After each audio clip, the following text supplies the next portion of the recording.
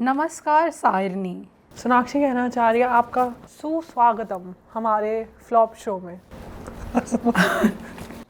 ठीक है, आगे बोलो। मैं तो हंसने वाली हूँ। प्रदर्शनी है स्वागतम। दोनों हाथ जोड़ के हम आपका स्वागत करते हैं। आपकी खांसी पूरी होगी तो आप आगे बढ़ेंगे। मैं वॉन नहीं बिल्कुल ते खबर है मिस क्या चुबासान में क्या ही जोन ये यूता ते टफ एक न ऐसे कोशर। अब सोनाक्षी गुस्सा हो गया तो वो बोल रही है कि अगर आपने सब्सक्राइब नहीं करा तो वो चली जाएगी यहाँ से एकदम उठ के।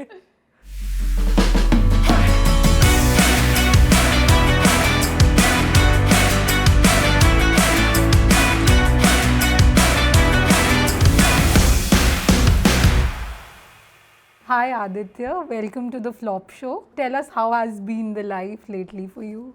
Life has been great. Firstly, thank you very much for inviting me for the Flop Show. This reminds me of Jaspal Bhatti and his entire program as a youngster. We used to watch that. But that kind of a comedy is not in the system anymore. But yeah, life has been great. I've been traveling. I'm recently married. Congratulations. Thank you. Just been about 7 months. Yeah, life's great. We went to Kashmir for the first time ever since I was born with my family. So I have traveled to Kashmir from 2013 regularly for about maybe 40 to 50 times, but always to report, always in my professional capacity. So this was the first time that I went with my family and of course with my wife. There's this tradition that after you get married or after there's a newborn, you go to your Ishta Devi or you go to Kheer Bhavani, which is like one of the biggest temples or places of spirituality for the Kashmiri Pandits. So it's in Ganderbal in central Kashmir. So we went there and it was great. We traveled to Srinagar, Pahalgam. So that's what happened lately, and otherwise, yeah, busy with my work, making documentaries, doing podcasts like yours, speaking to people, being active on social media. आपका अभी तक का सफ़र कैसा रहा है? Like your childhood was in Kashmir and now in Delhi, like you're raised in Delhi. So how has the journey been? So I was born in Kashmir, as you know, in '89, but those were turbulent times. और उस वक्त आतंकवाद, terrorism की शुरुआत हुई थी. There were targeted killings that were happening. So I was told by my parents कि जिस दिन मेरा जन्म हुआ, उसी दिन कश्मीर यूनिवर्सिटी में एक बहुत बड़ा bomb blast हुआ. So I actually was born with a bang. You know, we look back and smile now, but those were very difficult times. I don't remember much of the initial 3 to 4 years, but it was difficult for my family. I mean, 89, my father was already out because my uncle in Chandigarh had met with an accident. और उसके बाद only my mother, my grandparents and our extended family was in the neighborhood. So on 19 January 1990, when, you know, there were these calls for Kashmiri Pandits to leave, a lot of threatening protests happening, you know, targeted assassinations of prominent Kashmiri Hindus, we had to leave. We in fact still have that ticket, bus ticket that we have. We took a bus and then a taxi to Jammu and unfortunately never moved back. And our life, of course, initially हम जम्मू गए. जम्मू में एक बख्शी नगर करके जगह है. बख्शी नगर में एक Hindu family के बैकयार्ड में, almost you can say that it was a garage attached to a cow shed, where my family of around 12 to 16 members was staying in a single room, and of course that cow shed. So we stayed there for a few months, and then thankfully my parents took a decision that in spite of all challenges and odds, without any financial support, we will move to Delhi.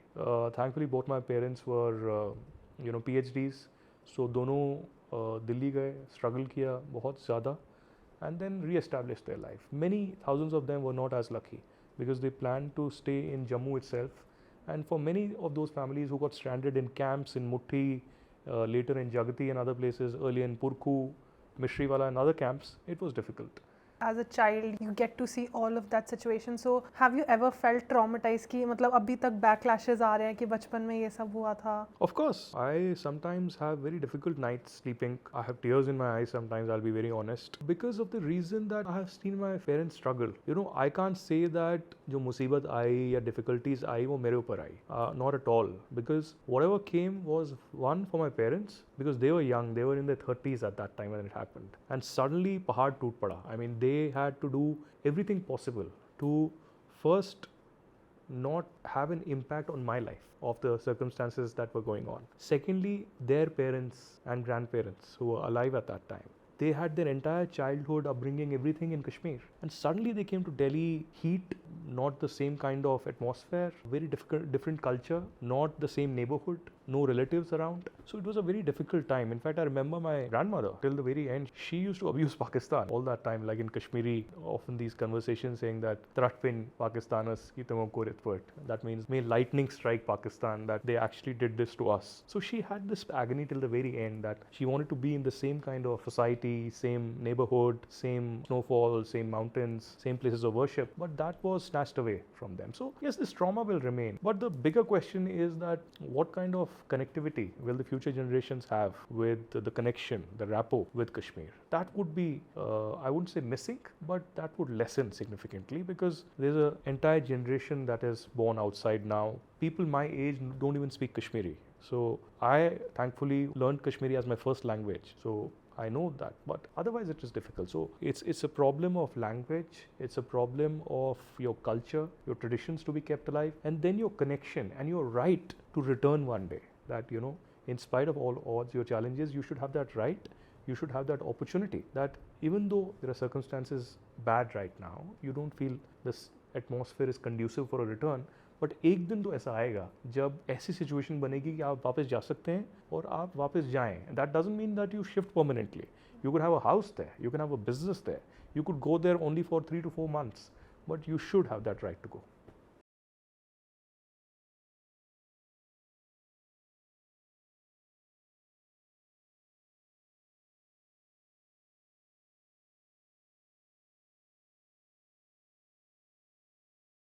In 2014, when I went to Kashmir for the first time, that was the first time when I saw like the burnt houses. Yeah. Like there was nothing, like even when you go to Kheer Bhavani या Zeether या Chakrishwar, कहीं पे भी आप जाओ, you don't even find a single Pandit there.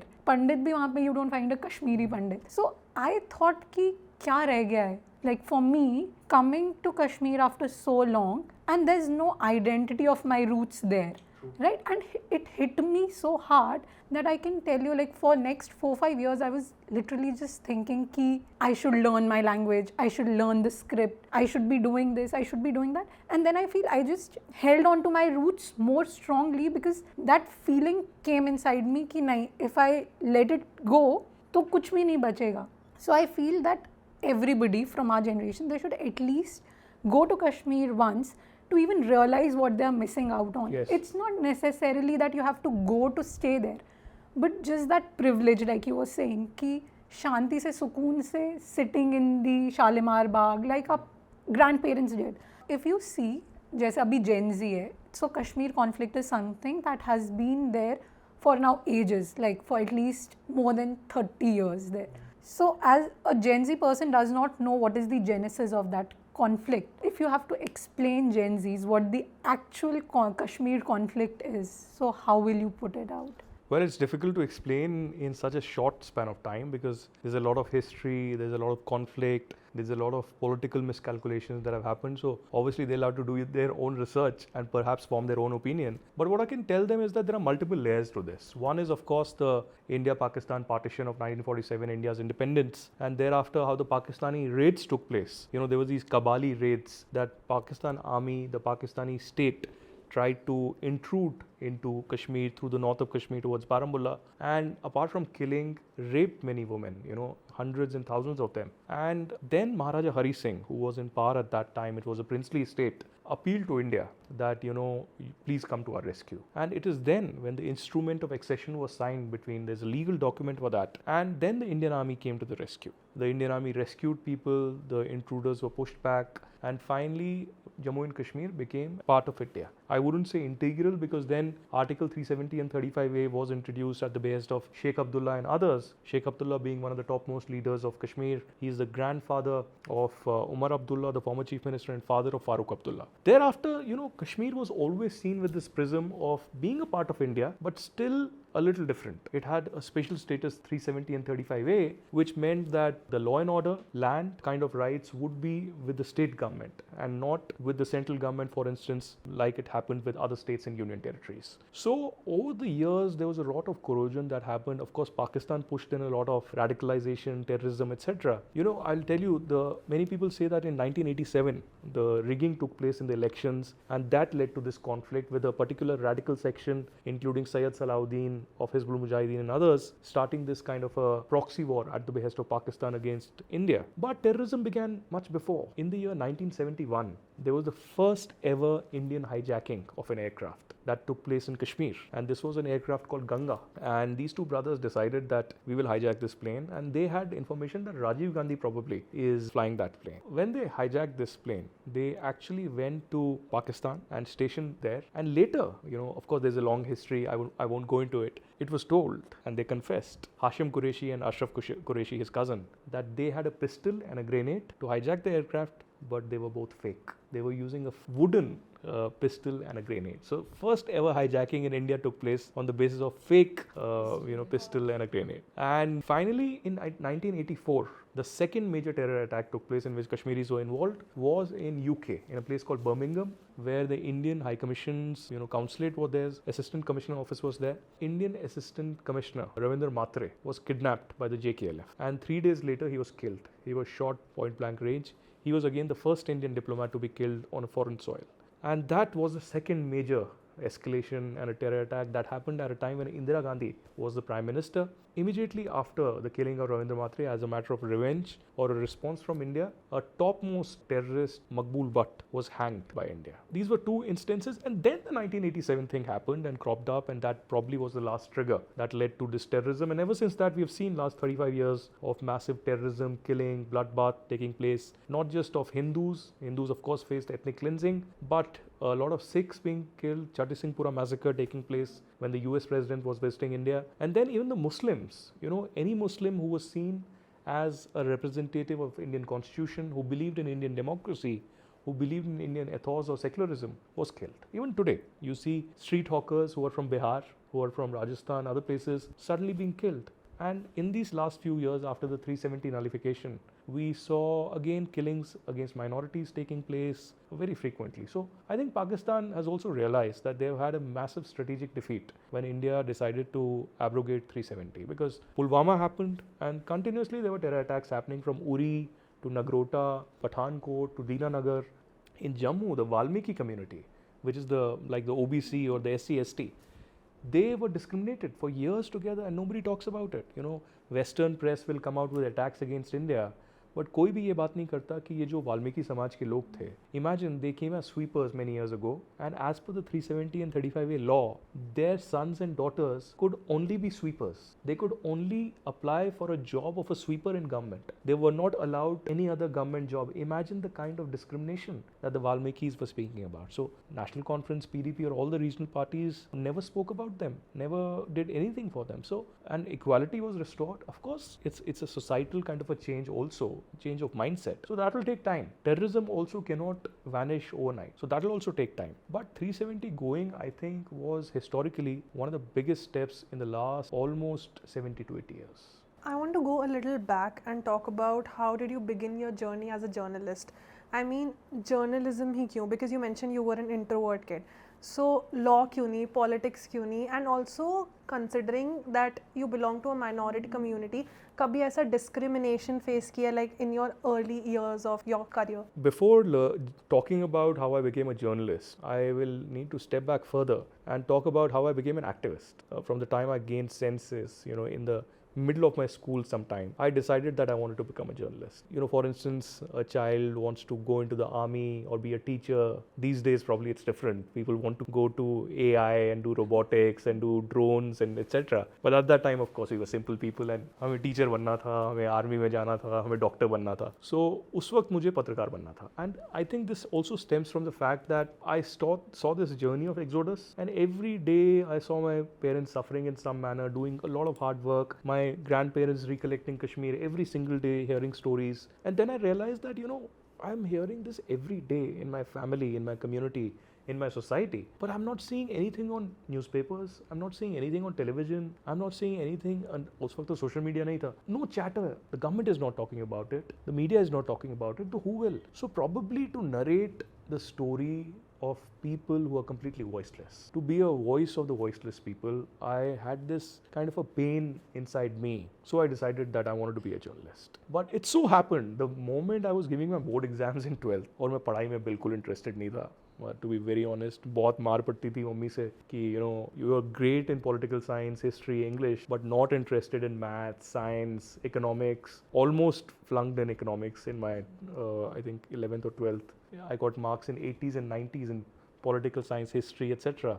I got 40 in economics, something like that. So that was the case, but it so happened in the middle of the board exams. I think psychology ka ek paper, I was in art stream. Psychology ka ek paper bacha tha board exams ka, and I came across an interview on CNN. CNN News 18 was a new channel that had started, I think, in 2006. And I saw this interview of a gentleman called Chamanlal Mattu. And I heard his interview with Sagarika Ghosh, in which he talked about his daughter, who was raped and murdered in 1995 in Delhi University, in South Delhi, but she was a student of Delhi University. And he said that it's been 10 years and nobody's talking about it. The case has been forgotten. The CBI is doing nothing. The courts are doing nothing. The government is not interested. Society has forgotten. And he was waging this lonely war against the system. I don't know, somehow this interview moved me. And I thought that something should be done and something needs to be done. And obviously I was a 16-year-old at that time. So I had no idea what should be done and what I could do. And honestly, without any realization of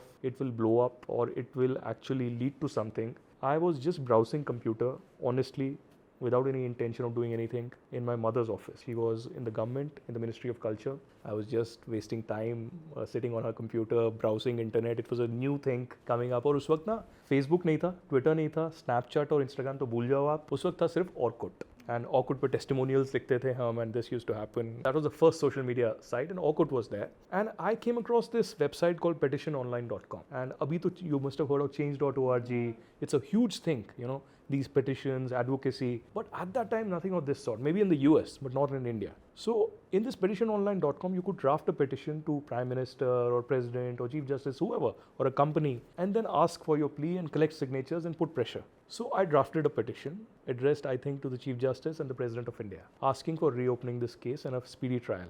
And I showed it to my mother, ki yaar theek likha hai, aap dekh lo, because she's an editor. So she said, no, but why are you doing this? Why? I mean, what's the intent? I said, yaar, dekho yaar, jitna bola gaya utna karo. So my mother actually saw that. She said, yeah, it's okay. So I signed it, and then I sent it to maybe 20 or 30 or 40 people. Utne to email जितने थे मेरे पास, US में किसी को भेजा, Austria में मेरे relative है उनको भेजा, इंडिया में भेजा. And within a day, I saw that 1,500 signatures came. That was a huge thing. And that was still okay. I saw an email in my account from NDTV saying that we came across this petition and we want to interview you. We want to talk about it. I called them NDTV folks and I told them that, boss, I'm a 16-year-old and I'm doing my board exams. My parents will kill me if I tell them that you're coming to interview. They said, no, nothing doing. We are coming right away and we'll convince your parents, don't worry. So they came. Anasuya Roy, a very well-known crime journalist, on her character, the No One Killed Jessica, was actually made. And she almost convinced my parents and said that, this has to be done, 15 minutes lagenge, we'll shoot. So I was in this, hamesha main bald nahi tha. I had long hair at that time. So they interviewed me. They put it out next day on the NDTV, which became a huge story at that time. I think in the March of 2006. And they said that a teenager fights for justice. So if a 16-year-old can know what needs to be done in the Priyadarshini Mattu case, why can't the judiciary, why can't the investigative agencies, why can't the government? So it became a huge, it was like the top headline story of NDTV. And in the evening, Nidhi Razdan invited me for a debate. And I was just like, because I was an introvert, I don't know what to speak. And then facing a camera, I was sweating. So in the break, Nidhi Razdan was telling me, it's okay, relax. Like it was actually happening that she was asking me a question, और question मेरे इसमें गूंज रहा था, that what should I answer, that I had no idea. And honestly, because I didn't have a plan. Yeah. It was an initiative and that's about it, for awareness, to put pressure. But it so happened that after NDTV, this situation blew up. NDTV was the most watched news channel at that time. We had no mushrooming of channels like it happens today. And then CNN got in touch. And CNN News 18 again was a new channel at that time. They did a story around me. And CNN, what they did was they flashed my email. So through that email, I got like hundreds of emails. And one gentleman from US called Vikas contacted me. And he said, you need to do much more than this. I said, boss, I'm not an activist. I don't see myself taking up activism as a profession. And honestly, I had no idea. I have no network. I don't know nobody in government or otherwise. What can I do? They said, no. ऐसे ही होती है ये चीज़ें. You have to pursue it. And because the world is now looking towards you, that what will you do next?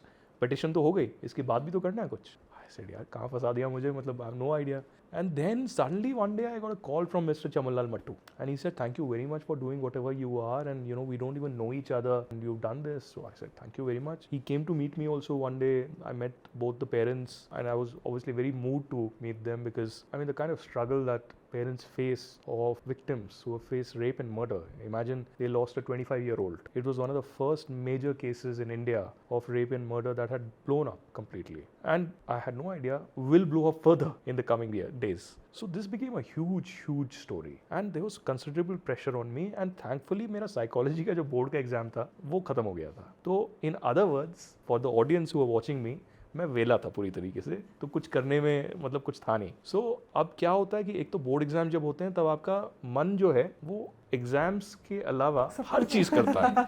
तो board exams की तरफ आप पढ़ाई नहीं करते, और साइकोलॉजी जैसा पेपर हो तो बिल्कुल ही आप कुछ भी करोगे. So you know finally what happened was that I decided that okay, we launched this, not me honestly, a group of people. We decided that we'll do justice for Priyadarshini Mattu, and this will be like a campaign. We'll do it whatever little we can do on social media, on television, but we'll protest as well. So we decided that small protests will be organized, but a huge protest will be organized on 23rd July, I think. That was Priyadarshini's birthday.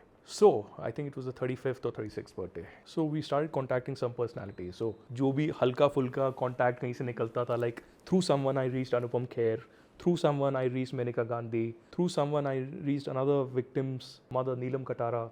Nitish Katara case was a huge case in which a politician's son had killed Nitish Katara because Nitish Katara was in love with Bharti Yadav, who was daughter of this politician called DP Yadav, and those were goons from this area in UP. So a lot of people converged on that day. It became a huge, massive protest. I mean, nobody would have counted, but 5,000 to 10,000 people turned up in that protest. It was televised live all across. The next day, the Delhi High Court took a suo motu cognizance of this case for the first time in 11 years. That was massive. And they said that we will do daily hearing. Unprecedented. And I was like, I mean, that 2006 year itself is, I would say, the best year of my life. Although, I'll be very honest, I've never spoken about it. I had to repeat my year in college, because that entire year I couldn't go to college, and I was into activism, and my father used to abuse me, and he said that, you know, this is the worst year of your life, and you know, you have suffered so much, you have totally put your studies on a back burner. Obviously any parent would. I consider 2006 to be my year in which I found myself, in which I achieved whatever little I could, but it was all divine, you know. I was probably just a character doing things, but there was something pushing me. And then once it was put on daily hearing in October, I think 17th October, somewhere around that, he was convicted. The man who had done rape and murder, who was a lawyer, who was a practicing lawyer, he then got married. He had, I think, 2 daughters. And in spite of that, he was released. The lower court had said that though we know that he is the man who has committed the crime, because there is no evidence, we release him. That shook the nation completely. So on October 2006, after all these years of this crime happening, I think in 95, he was given death sentence. And that became a huge story. I was inside the court premises. I remember almost being chased by the family of the criminal, stones being thrown at us from the court to outside to the media, the police escorting me. Imagine as a 17-year-old at that time. I mean, that changed my life completely. Even though I had decided to be a journalist, this was a time when I became an accidental activist. After this, of course, I had this, you know, kind of introspection in my mind that Priyadarshini Mattu thing happened. I had also formed a group called United Students in Delhi University, and we had campaigned against caste-based reservation. And we had said that there should be a reservation on the economic line. So for that as well, that was also happening parallelly. So for that, President Kalam invited me and my friends for a dialogue. So we were invited to Rashtrapati Bhavan as representatives of students in India, I think on the 4th of May 2006. So both these things, Priyadarshini Mattu and reservation, was happening parallelly. I was being seen as an activist. I was often, almost every alternate day on the television, on all the channels. And by December, it somehow struck me that, you know, I was doing a lot for the society in my little way, but not for my community. So we formed this group called Roots in Kashmir, which started advocacy campaigns for the Kashmiri Pandits in exile all over the globe. So we did seminars, exhibitions, protests. Whenever radical separatists used to be in Delhi, we used to protest very peacefully.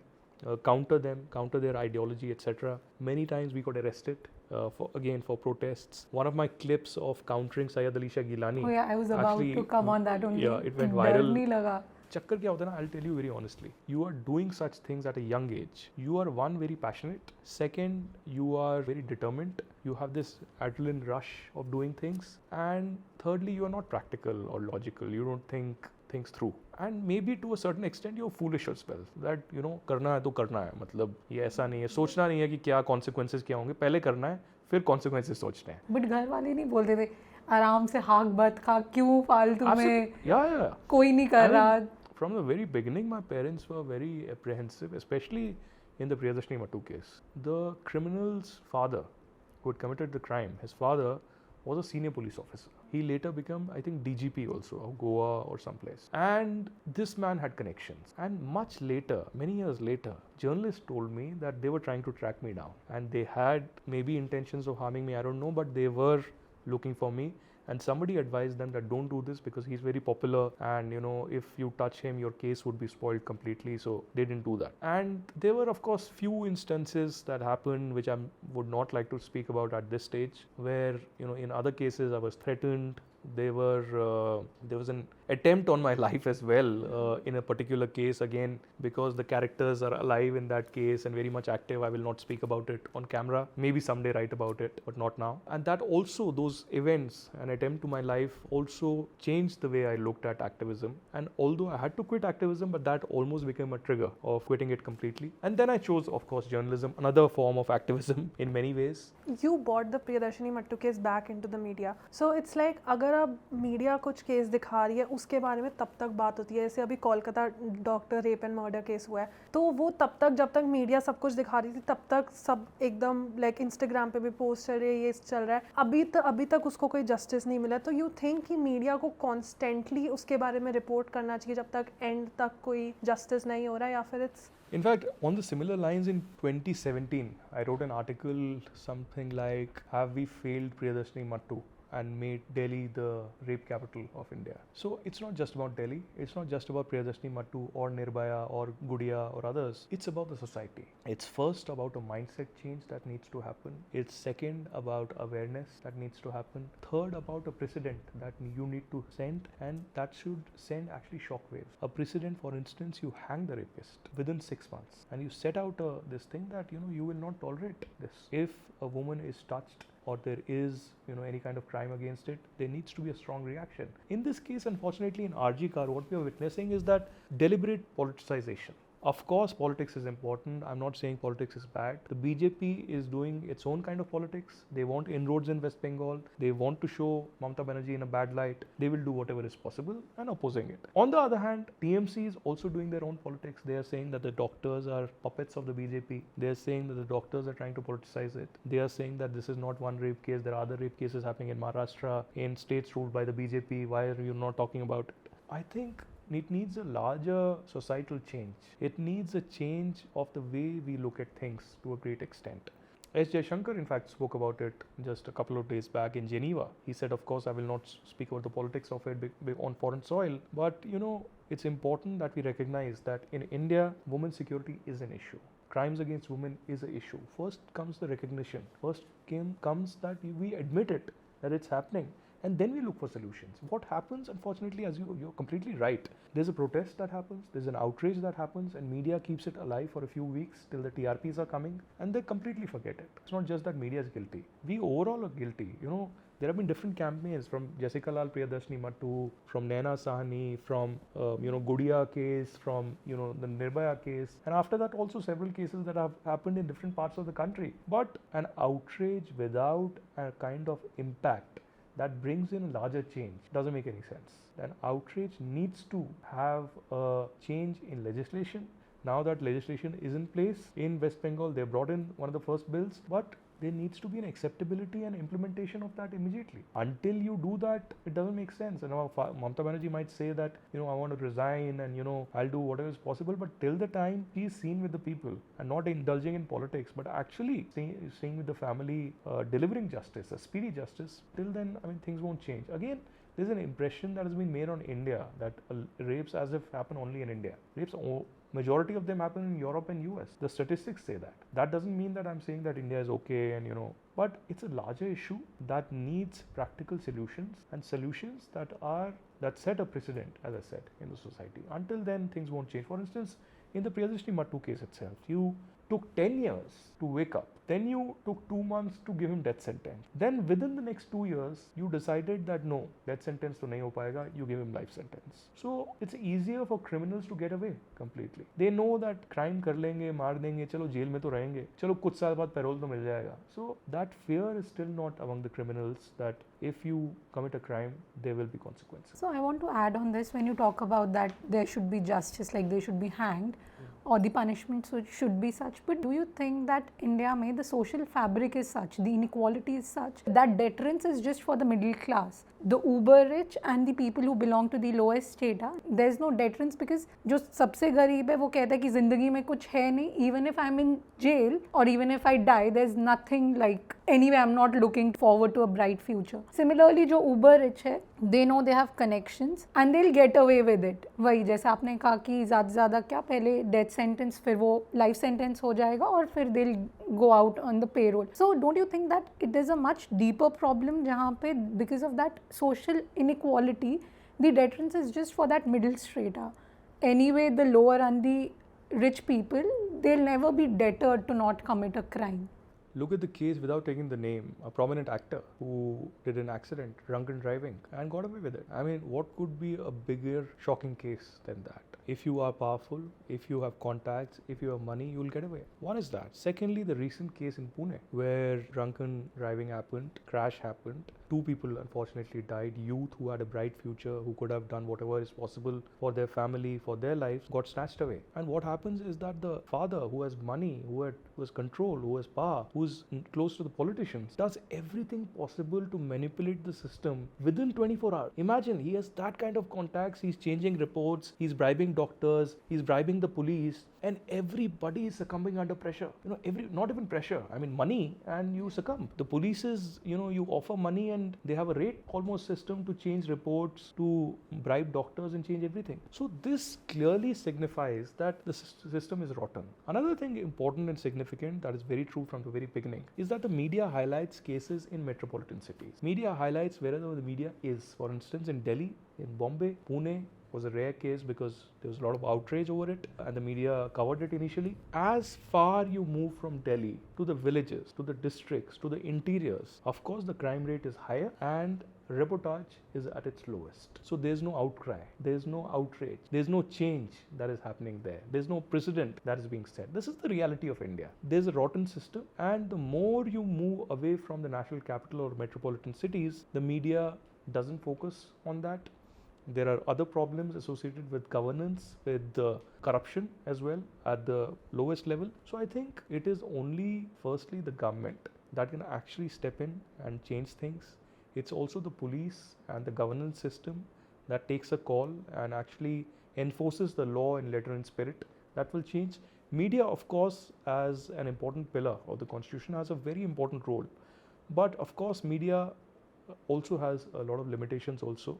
In many cases, if the media is not even aware of a rape or a murder coming in, it's difficult to report. And finally, in many cases, especially in villages, for instance in Rajasthan or in Madhya Pradesh, there's an inhibition. For instance, a rape or a crime against a woman takes place. A woman or a girl is afraid. She does not know how to come out. Although now there are a lot of NGOs that have stepped in, there's a National Commission of Women that is trying to a great extent. But still there's this fear. बहुत डर लगता है. It's not easy for a woman to come out and speak. Firstly, because the society will completely boycott her. Her image will be tarnished completely. She, if she's unmarried, will not be accepted and cannot marry. And of course, if she is married, again she will be boycotted and completely left with abuses, with perhaps physical harassment taking place. So there are a lot of challenges that women and girls facing such acts also face. Plus, I feel the worst part is, like I've heard so much कि when something like happens, जो लड़की होती है वो नहा तक नहीं सकती because the sperm goes away, something like that. So she has to be in that condition जब तक पूरा रिपोर्ट नहीं होता है. So I feel it takes a mental toll victim के लिए भी and उनकी पूरी family के लिए. It's like the system is so slow in India.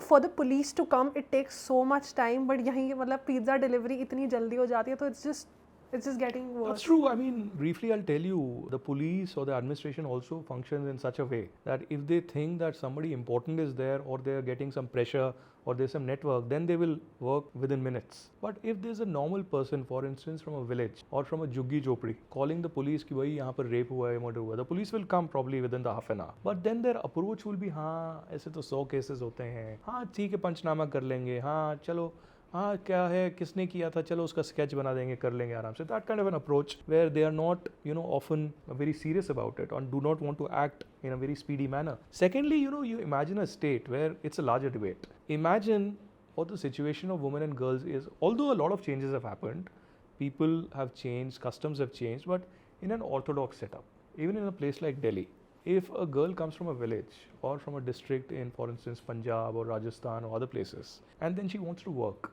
in many orthodox cultures or families, the female will not be first allowed to work. She will not be allowed to wear jeans. Thirdly, when she is down and she has periods, she will not be allowed to enter the kitchen.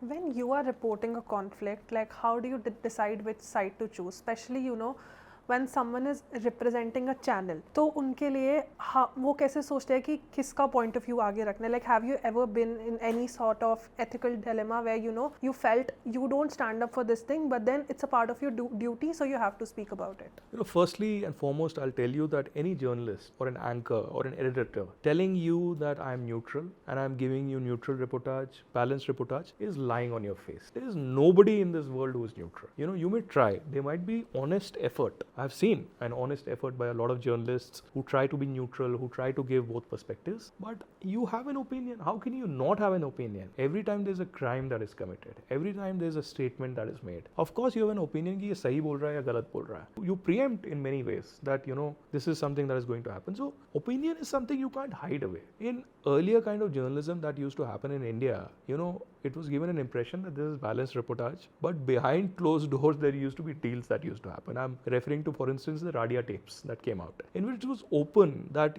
editors and journalists and PR etc. were middlemen and middlewomen trying to strike deals between the government and the others. How can this be tolerated? I mean, those journalists should have been fired long back, but instead those same journalists are again top anchors etc. even today. So one is that. Second is the fact that I don't have any embarrassment in sharing my opinion. I'm very active on Twitter since 2008. I very frankly put across my opinion, but I also say that in most of the things that I do, one criteria always in my mind is India first. For instance, what has also happened in our foreign policy over the last few years is that we have a strategic autonomy. We take decisions, but we take our national interest first. So whatever is our national interest should be first. In some circumstances, however, there has to be humanity kept in perspective.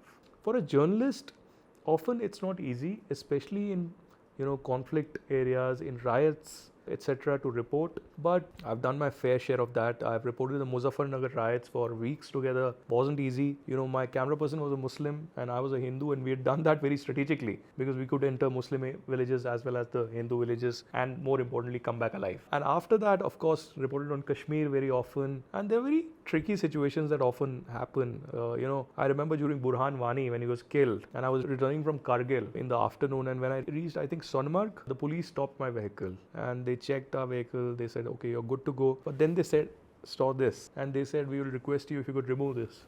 So I said, why? And they said, नहीं, अब इसकी वजह से आपको पंगा हो जाएगा, और यहाँ पर अगर किसी ने रोक दिया, आपको ये देखा तो कुछ अटैक हो जाएगा. तो firstly he admitted that things are communal. Ideally लोग ये बोलते नहीं है, political सब बोलते हैं. Secondly, he also suggested that as a Hindu probably I'm at a more risk of being attacked. I told him, boss, I'm not going to remove it. Very simple. मैं जाऊँगा, आगे देखा जाएगा जो होता है. So basically, I moved along, but twice he was right. Twice our vehicle got attacked by stones. But then I put my head out of the window and I screamed abuses in Kashmiri. So the person realized this guy is a Kashmiri, he's not an outsider. So let me go. So this happened. Then of course in 2014.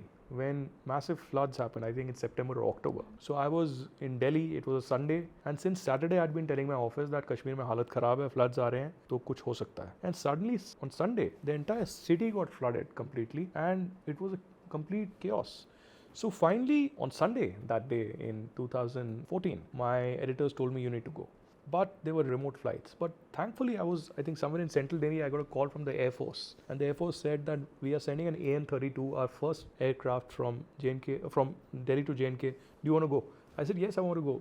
But they said, you have 45 minutes. In 45 minutes, you need to collect your luggage. You need to reach the airport, board the aircraft and leave. I said, yaar, ये तो अन्याय है, मतलब घोर अन्याय है मेरे साथ. कैसे जाऊँगा? So they said, no, basically, you do whatever. You take a call, 45 minutes. Beg, borrow, steal, do whatever. I called my office, they said, go, we'll help you out later. I told my camera person, I said, lifetime opportunity है, floods cover करने हैं, कुछ भी हो सकता है, कर सकते हैं cover. So he said, but पैसे नहीं है, कपड़े नहीं है, क्या करेंगे? I literally had only an iPad and pen in my hand. What we did was, we went to an ATM, दोनों ने 10,000 रुपए निकाले. And we reached the airport. And airport पे क्या हुआ कि there was an SPG because the Prime Minister had gone for a review there. तो SPG ने बोला आप क्या नाम है? मैंने आदित्य. कहते हाँ आप तो इंतजार कर रहे हैं. So they took me in a gypsy और सीधे tarmac पे ले गए. There's a technical airport in Delhi.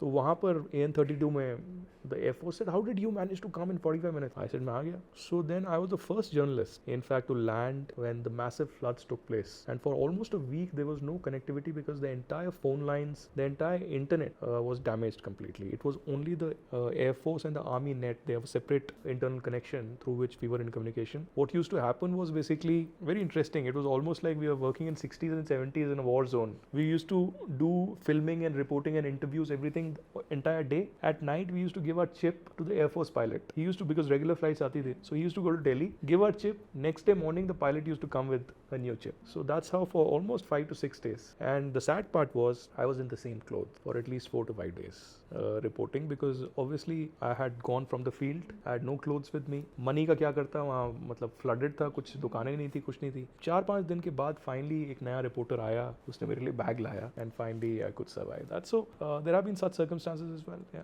You have been reporting from Kashmir extensively. तो कभी ऐसा होता है कि how do you separate your identity from report? Because at the end of the day, you are a Kashmiri first, right? So when you report in Kashmir, वो एक certain bias I assume होगा, क्योंकि जैसे I was seeing you did an interview with Umar Abdullah also. So what are your thoughts when you interview somebody from the politics there, or when you report in Kashmir? तो identity कैसे separate रखते हो आप? Since you speak about that Umar Abdullah interview, firstly, for many years, Umar Abdullah was not keen to give me an interview. Often because, I have been very critical of his father. I have been very outspoken against his father because I feel that one of the primary figures in Kashmir who is responsible for the Kashmiri Pandit exodus is Farooq Abdullah. He has blood on his hands. He basically was the person who was the chief minister when the killings against the Pandits started. He could have done everything possible. Law and order was in his control. He couldn't have blamed Delhi. I mean, if there are minority that are being killed, it's the responsibility of the head of the government to step in. He instead chose to remain a mute spectator, silent completely. And then when the eventuality reached at its peak, he fled. He fled to London. And there are stories of how he was in London playing golf and enjoying his life, and people were being killed and slaughtered in Kashmir. So I'm okay. I mean, Umar Abdullah I consider very educated, very pragmatic person, but in many ways, of course, he's grown up in his father's shadow, so much won't change. But grateful to him that he agreed for an interview. And honestly, on that day, I think it was 22, I was side by side making a documentary on the revival of cinema in Kashmir that actually won me a Red Ink award. But I went to the National Conference headquarters where the interview was, and he actually expected a very fiery interview. I could sense that from his tone and tenor, that he was very angry, he was ready with his answers, etc. But I did a very calm and composed interview. My questions were very calm and composed. And he almost thought that I would bat for the BJP or I would do something at the behest of the ruling government. I put very simple questions to him. Of course, some tough questions as well, but in a very calm and composed manner. Perhaps he thought that maybe because I had worked in Times Now and Republic, I would have that kind of an Arnab-like approach. But I've never honestly raised my voice. Of course, you have to raise your voice. I'm not against it. Sometimes when there are cases of rape, when there are cases of of killings, when there are cases of terrorism, when there are cases of injustice. And I could have done the same with Umar Abdullah because of his father's. But I think in my own right, I answer my own conscience. So my conscience is very clear. I am very open about the fact that on Kashmir I'm biased. And I'm biased because I am on the side of India. I am on the side of justice. I am on the side of equality to each and every Kashmiri and not the hegemony of Kashmiri Muslims.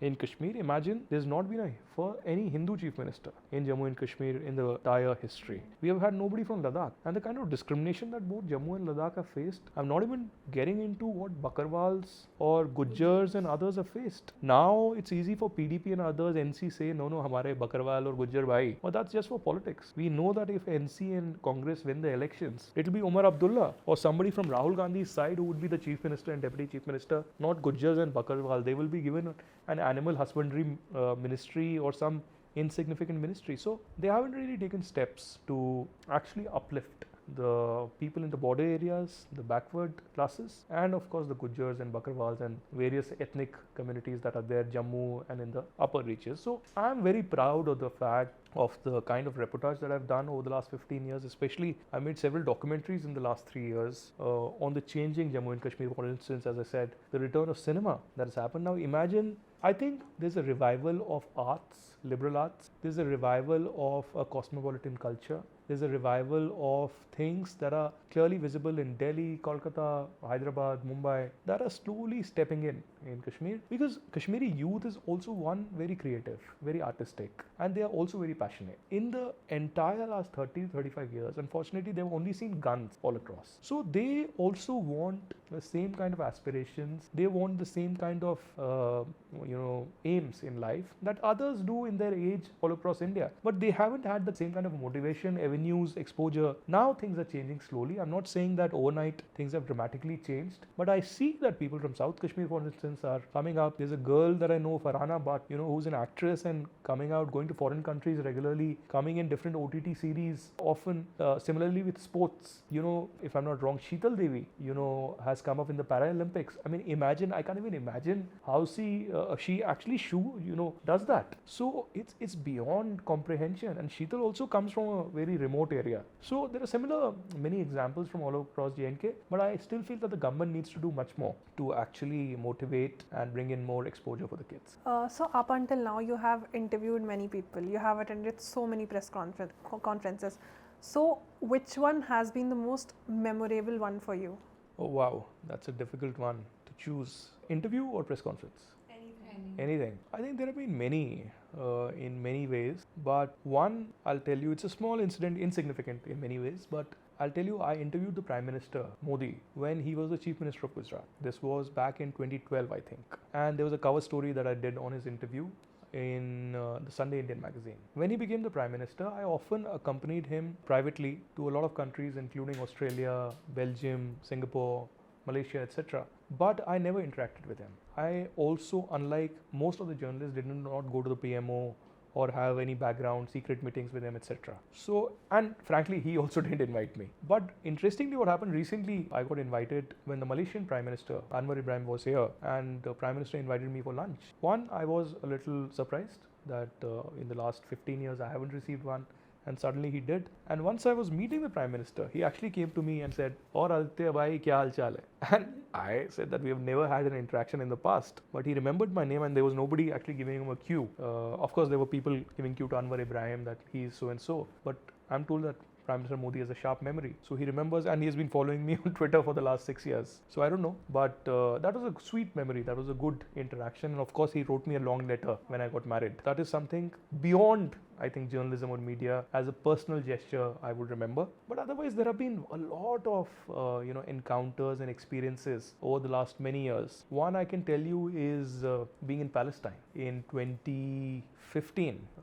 The first head of the state visit from India ever. President Pranab Mukherjee went to Israel and Palestine. I had to visit with the president in his own flight, but I chose to go privately 2 days in advance. And then it's a long story, I won't get into it, but then I reached Palestine, Ramallah, outside the president's door, and I knocked on his door almost, and it was a long process, but finally I interviewed him. I interviewed Mahmoud Abbas, and at the end of the interview, he shook my hand and he said, "Can I have a photograph with you?" And I said, "Of course, you're the president, you can do whatever you want." So it was a sweet gesture. He took a photograph and then he signed it for me and then said, "I hope to meet you in Delhi." So I said, "Yeah, president, of course."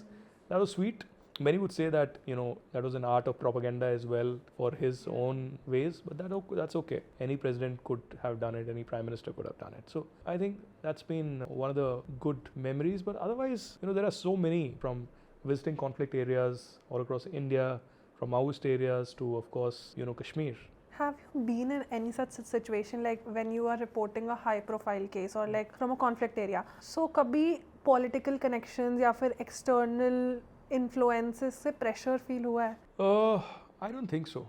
I mean, there are of course reports of how the current ruling government, many say that puts a lot of pressure, especially the Rahul Gandhi and Congress party accuse the ruling government of putting a lot of pressure. But I haven't received a phone call, for instance, to stop a story or for instance to do a story in a certain manner. Of course, you will receive statements or you will receive background information or source-based information from BJP, Congress, other political parties, and often from the government as well, especially when there's a national security kind of a situation. For instance, आपको मैं example दूँ, जब अभिनंदन को पाकिस्तान ने ले लिया after the Pulwama terror attack, when the confrontation was happening. So of course the government was in touch with us and trying to give some information. So of course on background it happens, but I personally haven't faced any kind of pulls or pressures in this regard. Maybe in my earlier avatar in Republican times now, Arnab might have done it because Arnab was the editor-in-chief. He could have received it, but I haven't personally.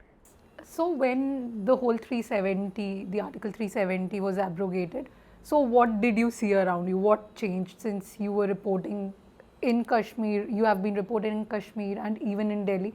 So how did people welcome it, be it the Pandits or the Muslims? See, first I'll tell you that since I've been covering Kashmir and security affairs for a very long time, I've been close to the army, the security forces, the J&K police especially, and of course people in the government knew about this. So a few months before 370 nullification, I was asked by the government of India to visit Kashmir and prepare a report on how I see things, what kind of changes do I recommend, especially concerning the security and the society. So I gave a 7-page report, a very brief report, naming people, sharing details of who is doing what, etc. And I'm glad that the government of India, especially the NIA, worked on the report and the details that I gave. Secondly, I had no idea at that time that 370 is going to go, although I can tell you publicly today that a very senior officer of the government of India, since now he is retired, actually in a conversation sometime in I think April or May 2019 asked me that what do you think about 370 and 35A? So I said जाना चाहिए, but जाएगा नहीं. So he said why? I said because there hasn't been a political will. The BJP has promised this for years and decades, but you need a political will to do it. So he said that हम करेंगे. So I said कैसे करोगे? So he said ये मुझ पे छोड़ दो. But within the next 3 months if we don't do it, जैसे हिंदी में बोलते हैं मेरा नाम बदल देना. So I said यार नाम तो मैं आपको क्या बदलूँगा, लेकिन I honestly don't believe you. He said नहीं, देखना अगले 3 महीने में करेंगे. So actually as the days progressed, I could actually connect the dot, and I was the first person who put it out on social media that 370 and 35 is going to go. Although I had no confirmation, I could actually just connect the dots on the basis of the information that I had. Finally, on I think the 5th of August, when it happened, early in the morning, the same officer who was serving at that time, one of the senior most officers of India, he told me at 6 or 7 a.m. in the morning, Aditya, 3 months back I had told you that it will go, it is going today. I hope in the national interest you will support this move. So I said, okay, great. So it was like almost like a movie sequence unfolding in front of my eyes. But overall, I think it was a very important, critical step that has changed the course of history in Jammu and Kashmir. And I think even from 150 years from now, people will remember this step because this will in many ways put a base on the changes that we are witnessing now slowly in Jammu and Kashmir. For instance, a lot of development, a lot of rejuvenation of sports, entertainment, liberal arts, a lot of motivation to the students. Although I also criticize the government that the kind of job opportunities or investment or better trade economy that should have been there is not visible. It's merely in their talks and in their statements. A lot needs to be visible. So talking about propaganda, when there are movies released like Kashmir Files, and there are some segment of people who are like, we should boycott this picture because it's a propaganda film, or maybe it's spreading some narrative which is not good for the fabric, like the religious fabric of the country. So what are your views on it? How do you see a picture like Kashmir Files? You know, Kashmir Files is as true as it can be. I had this question with Bollywood for years together. In fact, I wrote to a lot of filmmakers in the last 15 years or more, asking that why aren't you able to make a film from the perspective either of Kashmiri Pandits or the victims of terrorism, be it Hindus, Muslims, Sikhs, anybody, saying that Pakistan is a major reason of concern, Islamist terrorism is a major reason of concern, separatists have been major reason of concern. All the movies that we have seen either are a war drama, Kargil, etc., or are from a perspective of a romantic, love story in the backdrop of some violence taking shape. Nobody has been able to document or put on the big screen what really has happened. So I think Kashmir Files is true, but it only shows 10% of the kind of crimes, terrorism, or the gory violence that the Hindus faced in Kashmir. I mean, Hindus faced a genocide and ethnic cleansing. So, you may not like Vivek Agnihotri, that is okay. You may not like politics of Vivek Agnihotri, that is okay. You may tell him to a great extent that no, we are better filmmakers in Bollywood, who are you, etc. That is okay. But he is the person who came out, who researched for 3 years, 4 years, and he spoke to over 700 individuals, victims of terrorism in India, in UK, and in US. And he had the courage to put this out. He could have faced death threats from, Islamist terror organizations. I'm sure that's why he's roaming around with security now. But Kashmir Files is absolutely true. Those who are trying to criticize Kashmir Files either have an agenda, either have their own political motives that do not suit this narrative of Kashmir Files, or honestly speaking, they're illiterate, they're ignorant, they're uneducated, they probably haven't read books on Kashmir or seen news reports, documentaries on what exactly has happened. They basically just want to blindly believe the propaganda of radical separatists, or perhaps a few, if I may say, leftist voices as well, who do not want to indulge in what really has happened in the Kashmir Valley. So I think this is a larger debate where, of course, when such sensitive issues will be touched upon that nobody has been able to, speak about, of course there will be divide, of course there will be propaganda, especially now when, we are living in a deeply divided world. There are wars happening, there's immigration as a huge issue in the Europe. There is, of course, rise of radicalization, lone wolf attacks. We've seen the advent of ISIS, the Al-Qaeda. Of course, this will be a huge issue. But I hope the educated Indians, no matter which ideology they believe in, will go by facts, will, instead of going to politicians, go to the victims of terrorism, go to the primary victims of Islamist terrorism who have faced this on ground. Me, my family, those who have had their family members killed, those who had to leave their homes midnight when there were calls from mosques that leave behind your woman, but you should actually leave the valley immediately. That is the kind of atmosphere that was there in Kashmir. And it's not just about 1990 that Vivek is narrating Kashmir Files. Since 1990, there have been many massacres in, Sangrampura, in Vandahama, in Ghul, in other places, where again there are 24 Kashmiri Pandits killed. There are, youngsters, youth killed. There are, of course, people lined up in a village at midnight and then gunned down completely. And of course, there's no justice in place. Similarly, recently we have the IC-814, and I have tracked the IC-814 because I remember, I think I was 10 or 11 years old when it happened, and I was glued to the television. I was actually making notes because, as I said, I always wanted to become a journalist. So I remember from that time what happened, and then later I met Mr. Ajit Doval, and we discussed this issue face to face in his office, and he told me a few anecdotes from that time which I cannot reveal since he is still in office. I respect his privacy and statements. But what I can tell you is that Anubhav Sinha is a brilliant filmmaker. Anubhav Sinha holds a lot of respect for his craft. But firstly, on his craft and the kind of series he has made, there were huge expectations from Anubhav Sinha, because I remember for months together, I was telling my wife that, IC-814 series, dekhni hai, it's very Even important. I was disappointed. I was really looking. So I was disappointed because, controversies come later. The facts come later. First the craft, first the story, the plot, the cinematography wasn't great at all. I mean, many film critics have given him high ranking. I don't know why, probably money talking, some kind of a rapport, etc. But honestly, it was an below average documentary or series or whatever you want to call it. And then coming to the fact, I'll tell you very honestly that Ajit Doval, the current NSA, at that time was a special director, I think, in the IB. He was one of the lead negotiators. There were 3 to 4 negotiators from IB and RNAW. Ajit Doval being one of the lead ones. He has a very serious personality. He has a lot of depth. When he speaks, he measures his words. And that character was given to a comedian. Yeah, Oh, it wasn't Manoj shown. Yeah. Mr. Pava and others were actually there, but it was a comedian. It was actually in a funny manner, be engaging in this kind of a critic. Probably they wanted to demean Ajit Doval because Ajit Doval comes from a very different ideology who has been with Modi for the last 10 years. I don't know what the objective was, but it was not funny. It was not amusing, and it actually damages the credibility of the filmmaker more. And that's what has happened. The main controversy, unfortunately, on social media was on the names.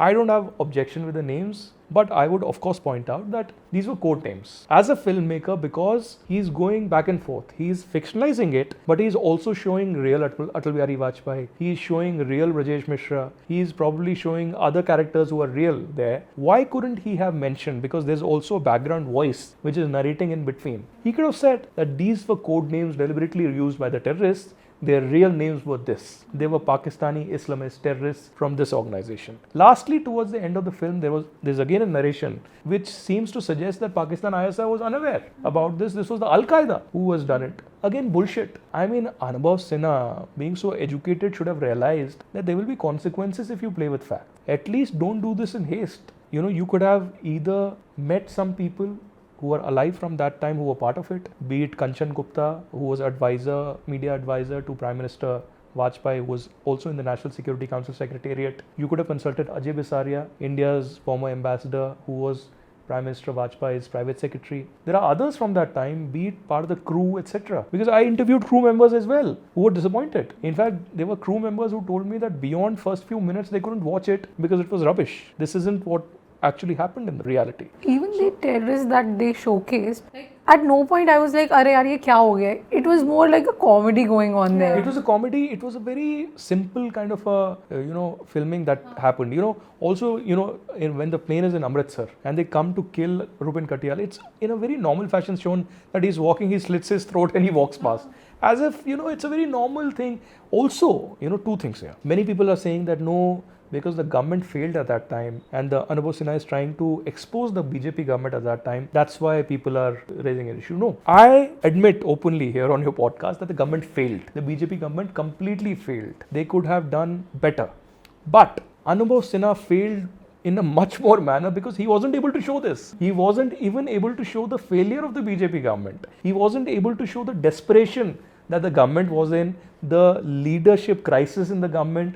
He wasn't able to show that when the plane was there, Jaswant Singh or others weren't able to do anything. So in that way also he has failed completely to put out facts or in reality what really happened. So I wish that somebody again makes something on IC 814. But also one more point, so I went to Auschwitz. So I saw Jews, they have done one thing better than any other community in the world, that they have not let anybody forget what has happened to them. They make sure, Europe में वैसी security कहीं नहीं है जो Auschwitz entry के लिए. बाकी everybody forgets everything, but you can never forget the Holocaust. I feel somehow with time we have moved on so much in life that we intend to just forget what happened. And when you move away from what happened, you lose on your roots. You go on and then you progress, and probably then it's like कि कभी हुआ ही नहीं था. I completely agree with you, and I think you should keep this. And I'm saying this because one of the reasons that I got attracted towards Israel or Jews, and I have visited Israel 3 times in the last 9 years,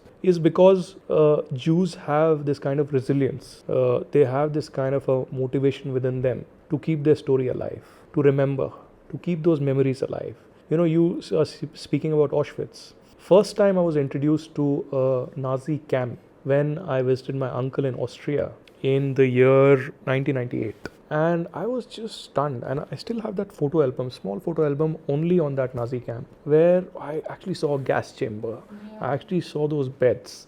I saw those mountains that were dug up and then they were killed inside those mountains. It was shocking.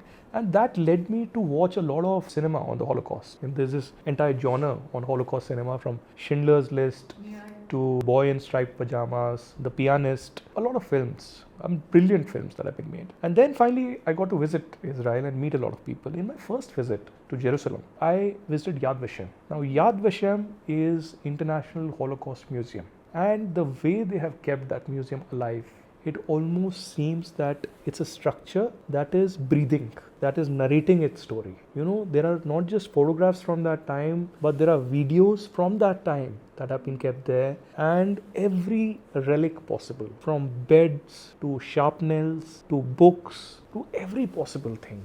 And there are live stories that you can watch in that entire. You'll take probably a couple of hours to absorb that entirely. That in many ways, because I visited other Holocaust museums in US and other places, but Yad Vashem is perhaps one of the biggest and the best museums in the world. So I'm sure that the Kashmiri Hindu community perhaps can take a cue from that and do that. But we have other challenges. You know, Jews had a lot of money, had a lot of support as well to do this.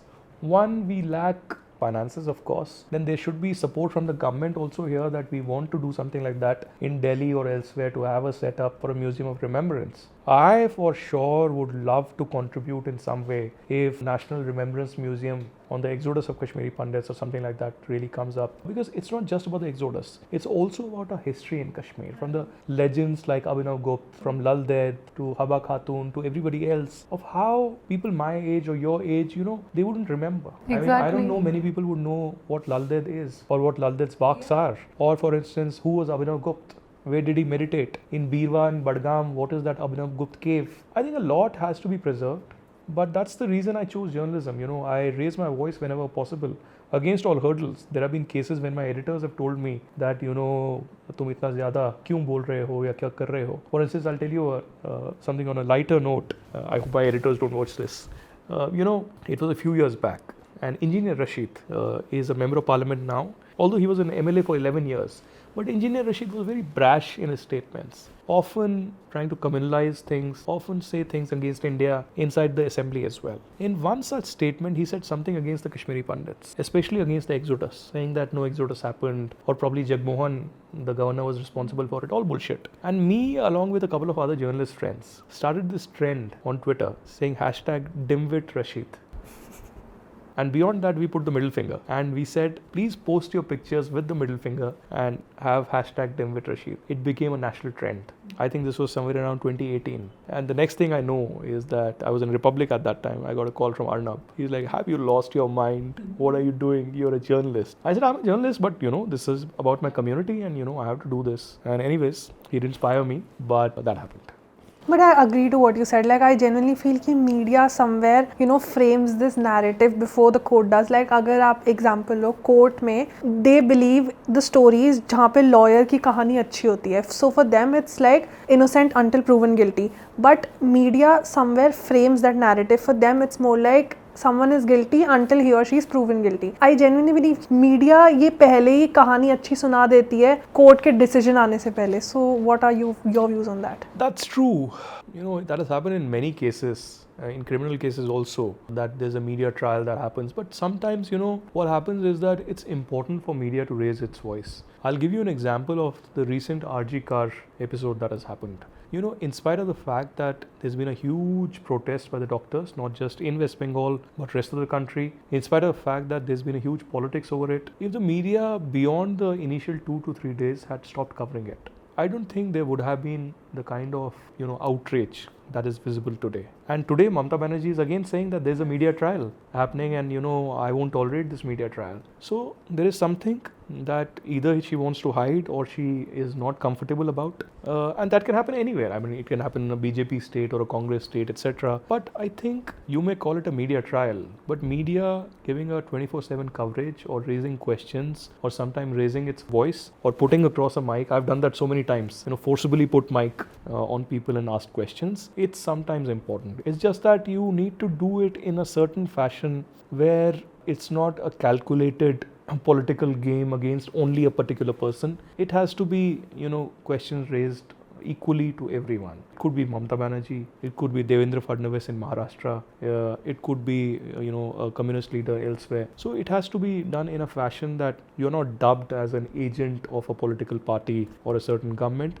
In the RG car case, I'm pretty certain, beyond the politics of BJP and TMC, which is there and which will remain there, you can't do anything about it. But I think the emphasis that the media has put on the issue, on the doctors' protest, on the strike that is underway by junior doctors, it's very important and very significant, especially in cases of crimes against women, in murder cases, in rape, in outraging the modesty of the woman. It's absolutely necessary for the media to keep talking about it. The only sad part that I face is that in villages, in places beyond the metropolitan cities where the similar crimes are happening, women don't have a voice. Neither the media, nor the politician, nor the NGOs or anybody is able to change anything there.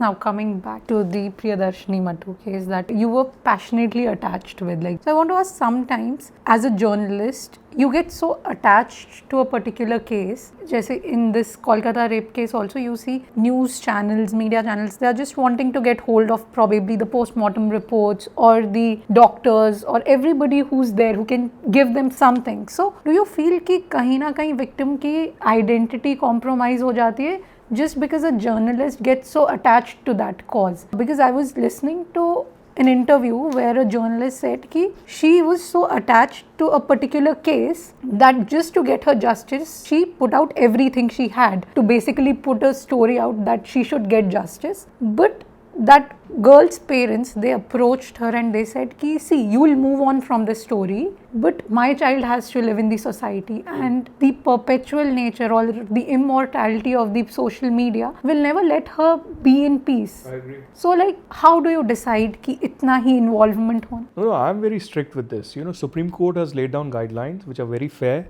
that the victim's identity cannot be revealed, and of course probably after the death of a victim, probably the name can be out, but I think they're very strict with that. The name cannot be. That's why I think in this case they're calling her Abhaya. It was Nirbhaya last time.